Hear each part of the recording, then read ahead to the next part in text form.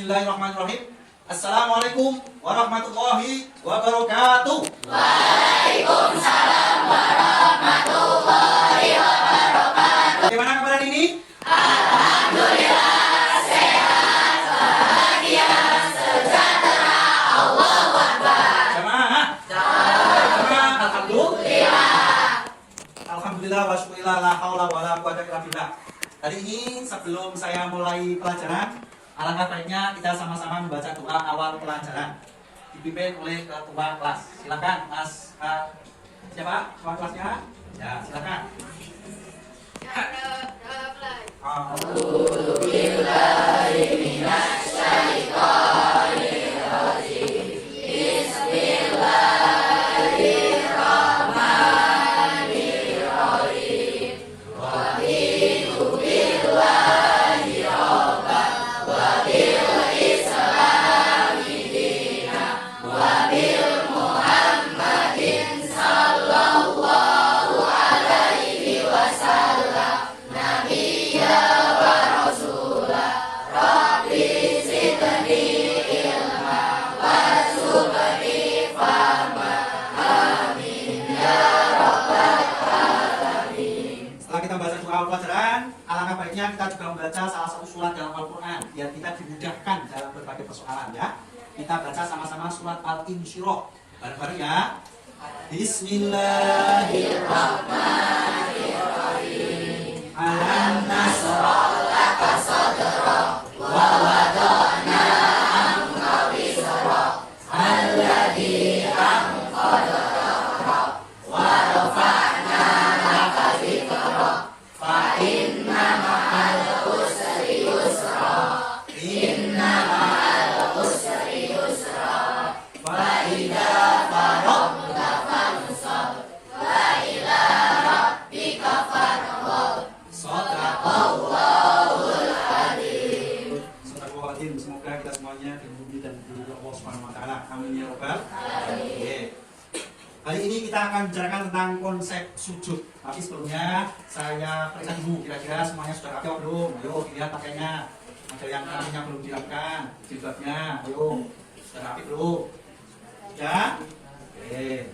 Setelah rapi, saya absen dulu. Hari ini ada yang nggak masuk? Siapa? Kenapa? Alfa. Semoga kita doakan dia bisa terpanggil hatinya untuk bisa masuk sekolah kembali. Amin ya rabbal alamin. Saya absen dulu ya. Biar terlihat sehat semuanya. Yang pertama An-Nadif Naufal. Ya, ada. Kemudian Adif Al-Hafiz. Hadir. Kemudian Arlan Abiansa. Hadir. Kemudian Asyakila Sofia Farida.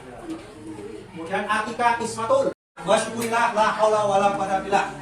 Hari ini kita bicarakan tentang sujud. Sujud tidak hanya dalam sholat, tapi juga di luar sholat. Nah, kira-kira dari sujud ini kita bisa tahu nantinya. Insya Allah apa yang kita pelajari dalam hari sebelumnya, bahwa dengan teknik pembelajaran pertama kalian bisa menjelaskan perintah agama tentang sujud. Kemudian yang kedua dengan pembelajaran discovery kalian dapat menjelaskan tata cara sujud baik di dalam maupun di luar sholat. Kemudian yang ketiga dengan diskusi kemarin, alhamdulillah kalian bisa memahami hikmah dalam melakukan sujud, terutama sujud di luar sholat. Yang keempat, dari ini kita akan bicarakan tentang demonstrasi atau bagaimana kalian mempraktekkan cara-cara dari sujud yang di luar sholat, yaitu sujud sahwi, tilawah, dan sujud syukur. Kemudian, dari sini kita bisa tahu sebenarnya apa yang diperintahkan agama untuk melakukan sujud itu. Kemudian apa saja sujud yang merupakan perintah dari agama. Hikmahnya, kemudian tata caranya gimana, insya Allah akan kita bahas kali ini. Kira-kira apa yang kalian ketahui tentang hakikat sujud? Ayo, ada yang tahu? Ya, silakan. Sujud adalah suatu gerakan di dalam sholat di mana kening, kedua lutut, kedua telapak tangan, dan ujung kedua jari kaki menempel pada alas sholat dan tunduk pada perintah Allah SWT. Betul? Tangan untuk kalian. Kira-kira dari sujud itu ada berapa yang di luar sholat? Ayo, silakan. Oh ya, silakan. Ada tiga. Apa saja? Sujud syukur. Sujud tilawah. Oh ya, sujud syukur, sujud sahwi dan sujud tilawah. Nah, dari kalian ada yang mengetahui kira-kira apa yang kalian ketahui tentang sujud syukur dulu? Syukur adalah bentuk sujud yang dilakukan karena apa? Karena rasa syukur pada Allah. Ya, kemudian sujud sahwi. Ya, silakan. Sujud sahwi adalah sujud yang dilaksanakan ketika seseorang lupa membaca salah satu bacaan atau lupa mengerjakan salah satu gerakan yang diwajibkan. Iya, betul? Yang kedua, sujud tilawah apa? Ayo. Ya. Sujud tilawah adalah sujud yang dilakukan karena membaca atau mendengar ayat sajdah dalam Al-Quran. Akan tetapi biasanya seorang mukmin itu terkadang melupakan untuk melakukan sujud tilawah ketika membaca ayat sajdah. Iya, betul. Ya. Tepuk tangan. Apa saja, bagaimana cara melakukannya dan apa fungsinya, kita lihat dalam keterangan berikutnya. Yang kedua, sujud tilawah. Sujud tilawah itu sujud yang dilakukan karena apa? Membaca atau mendengar ayat-ayat sajdah. Dalam Al-Quran ada berapa tempat? Ada 15 tempat. Nah, di antaranya ditandai dengan apa di Al-Quran? Yaitu dengan ada tanda sajdah atau huruf sin biasanya. Ya, dengan adanya huruf itu maka kalian disunahkan untuk melakukan namanya sujud tilawah. Tilawah bisa dilakukan di dalam maupun di luar sholat. Di dalam sholat adalah ketika kalian imamnya misalkan membaca ayat sajdah, maka kalian makmum kalau imamnya melakukan sajdah, istilah membaca sajdah, maka ketika sujud ikut bersujud. Bentuk tunduk dan taat pada Allah Subhanahu wa Ta'ala sebagai sang kholik atau pencipta, hamba kepada kholiknya. Sudah sewajarnya kalian sebagai hamba itu mengabdi kepada sang penciptanya.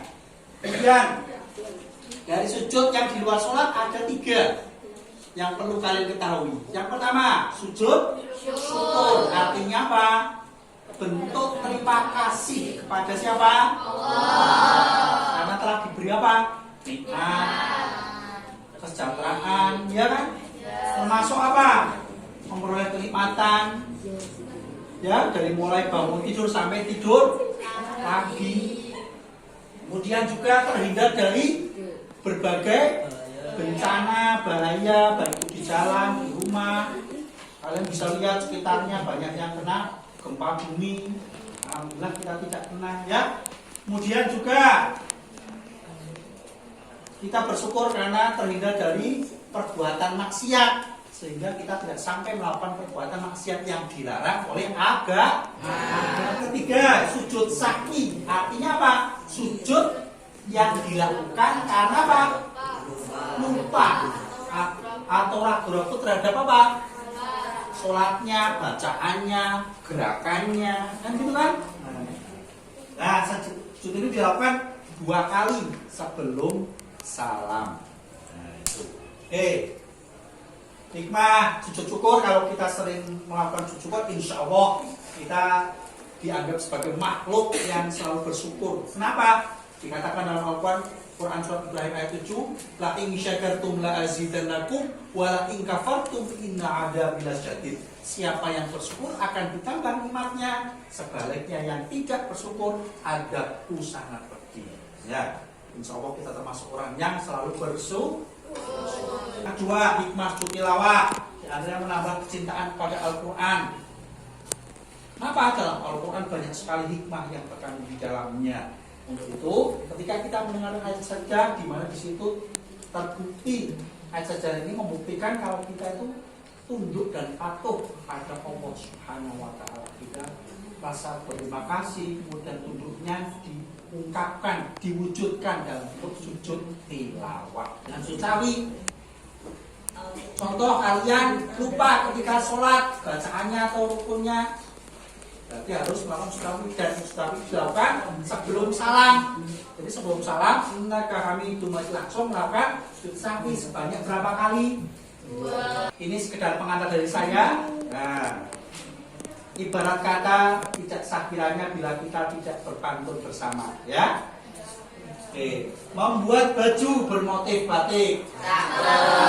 Sambil duduk berkacamata.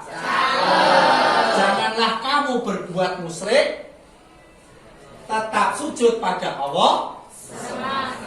Iya. Bermain bersama Dania. Di jalan bertemu Sonya. Jauhilah larangannya. Patuhi semua perintahnya. Mana kita menjadi orang yang selalu bersyukur, tawadhu, rendah hati, dan insya Allah kita selalu dalam hubungan dan ridho dari Allah Subhanahu wa Ta'ala. Silakan kalian bisa masing-masing untuk melihat teman kalian mempraktekkan sujud yang diajarkan tadi. Baiklah, anak-anakku sekalian, kita praktekkan tentang sujud syukur, ya. Contohnya kalian mendapatkan sesuatu yang membahagiakan kalian. Misalkan apa? Dapat hadiah atau juara 1, nilai 100. Langsung posisinya menghadap kiblat. Nah, lihat dulu ya, jangan lupa ya. Ya. Silakan yang lain melihat dan menganalisa. Yuk. Oke ya, yuk. Karena Allah. Oke ya, selanjutnya takbiratul ihram ya. Oke, selanjutnya takbiratul ihram apa? Langsung sujud ya, langsung sujud ya. Sujud sambil membaca doa. Subhanallah walhamdulillah wala ilaha illallah Allahu akbar wala haula wala quwwata illa billah. Kemudian salam. Sujud sambil berarti posisinya sujud di antara dua sujud. Seandainya kalian baru ingat ketika sudah membaca tahiyat, sujud. Nah, tapi berapa? 2 kali sambil membaca doa. Adanya kemana? Subhana mana yanamu wala. Nah, terus satu kali lagi sujudnya, silakan. Nah, sambil membaca doanya, kemudian salam. Assalamualaikum. Oke. Sujud tilawah. Ya, tilawahnya. Kemudian membaca doa. Doanya gimana? Ayo baca bareng-bareng. Sajadah wajhiya lillahi wa maqahu wa sawbarahu wa syaqqasan wa basaruhu li hawlihi wa quwwatihi fatadarakahu ahsanul khaliqin. Kalau di luar sholat gimana? Di luar sholat biasanya ketika baca cukup sujud. Nah, sujud sambil membaca doa tadi ya. Nah, dan juga ya, selesai sudah bisa kembali ngaji lah. Kira-kira dari praktek tadi teman tadi, apa yang kita bisa ambil hikmahnya dari konsep sujud baik di dalam maupun di luar sholat? Orang yang mendapat nikmat dan kelebihan rezeki jika tidak berhati-hati dapat membuatnya lupa diri sehingga menjadi aku atau sombong. Nah, itu betul. Ada yang tahu hikmahnya sujud tadi? Ya, silakan. Menghindarkan diri daripada nafsu sombong dan aku karena menyadari bahwa manusia adalah pernah salah dan lupa. Iya, hikmahnya sujud tilawah. Dijauhkan dari godaan setan. Oh iya, bisa. Lebih menghayati bacaan dan makna Al-Quran. Ya, betul ya. Kalian bisa mengamalkan dalam kehidupan sehari. Nah, alhamdulillah materinya sudah selesai dan kalian bisa mempraktekannya. Insya Allah kita bisa melihat bahwa kalian semuanya termasuk hamba yang selalu bersyukur. Dan insya Allah dari pembelajaran yang kita lakukan dari awal hingga tempat ini untuk sujud bisa diamalkan dalam kehidupan sehari. Paham tuh? Alhamdulillah kita tutup dengan doa bersama-sama baca hamdalah. Alhamdulillah.